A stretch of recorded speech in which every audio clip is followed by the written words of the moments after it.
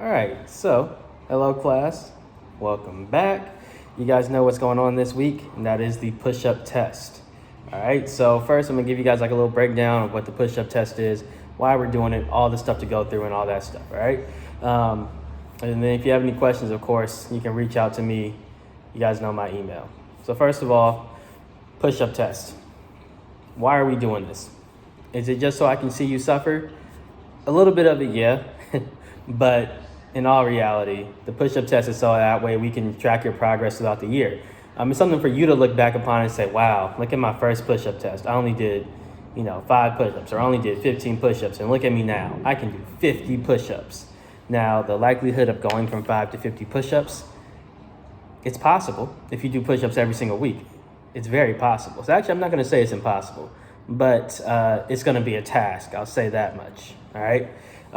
Next thing, we're doing it to measure your upper body strength.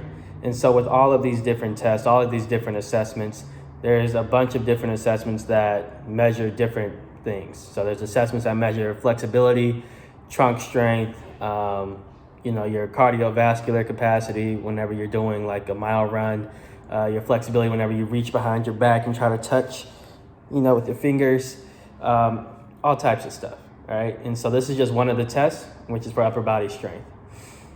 Other than us, doing it so we can assess your strength, it gives us a base to build upon. So let's say that you do this test and you get about 7 push-ups.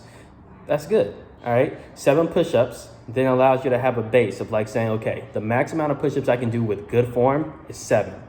If I can do, in 2 months, my goal will now be to double that. And now I want to do 15 push-ups in 2 months, all right?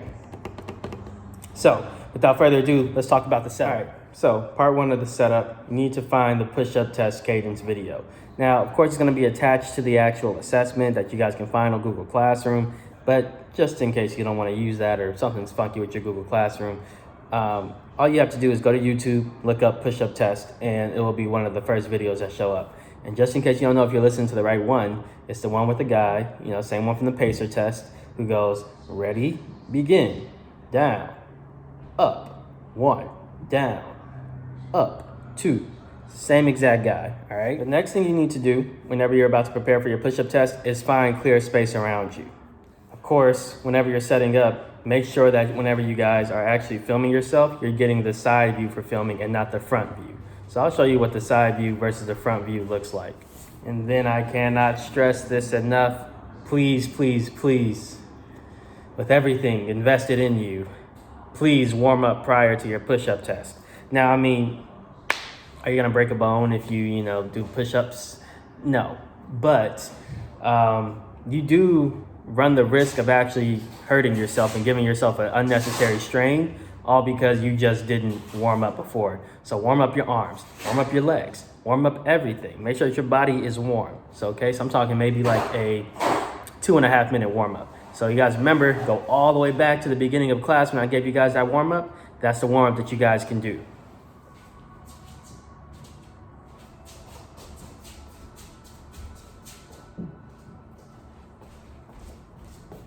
So whenever I say front view, this would be the front view.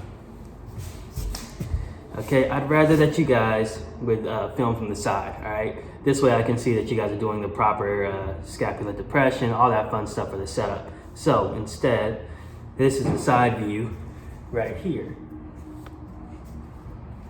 You guys see the difference? All right, side view, preferred. Front view, not preferred. All right, so we have our great person who's gonna demonstrate for us, all right? So first thing I need you to do to get into push-up position, I need you to go ahead and, start off getting into push-up position. So go ahead to the ground. All right, so first thing that we're focused on for good form, all right? You guys see how her hands are vertical to her shoulder. All right, so good stuff there. And her shoulders are not scrunched up towards her neck. Her hands and shoulders are all aligned vertically, and her shoulders and scapula are also pulled back. All right, you guys also see how her hips are not sinking down, okay? Whenever she does the push-up, she's going to actually, tuck in her butt and flex her core whenever she does it. All right, and go ahead and let's see one push-up. Excellent. So you guys saw she went 90 degrees. Can you please just do one more? 90 degrees and back up. All right. So those are the cues. So like I said, don't forget to warm up. If you don't warm up, you're putting yourself at an unnecessary risk of strain.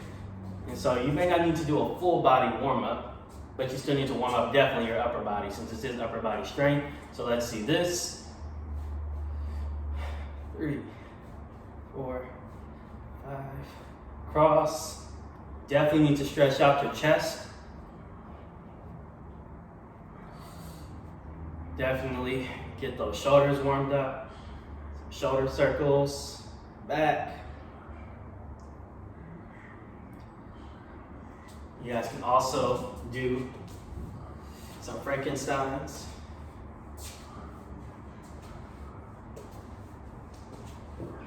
High knees. And then of course, play your favorite songs, play your favorite music, get hyped up because you're about to do the best push-ups that you've ever done in your career as a student. Okay, we're gonna go ahead and get started. As you guys can see, got my push-up timer.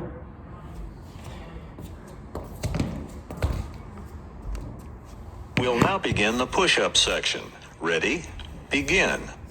Down, up, 1, down, up, 2, down, up, 3, down, up, 4, down, up, 5, down, up, 6, down, up, 7, down, up, 8, down, up, 9, down, up, 10, down, up, 11, down, up, 12, down, up, 13, down, up, 14, down, up, 15, down, up, 16, down, up, 17, down, up, 18, down, up, 19, down. All right, so right now I'm gonna show you guys what it looks like with help, okay?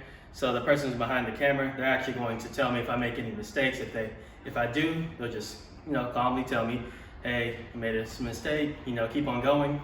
And if I make a second mistake, test is over, all right? So it's important to let your person know, what mistakes that they're exactly looking for.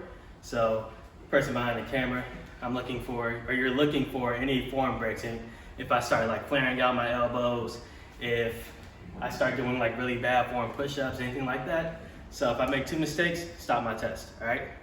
Sound good? Excellent. And so now I'm gonna do them the modified way, all right? All right, you can go ahead and start the thing.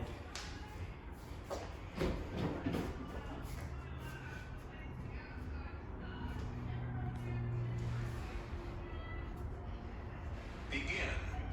Down, up, 1, down, up, 2, down, up, 3, down, up, 4, down, up, 5, down, up, 6, down, up, 7, down, up, 8, down, Your back 9, down, needs to go down. Your butt needs to go down. Okay. down, up, 11, down, All right, that's it. 12. Okay, so the person behind the camera is supposed to tell you when you're making a mistake.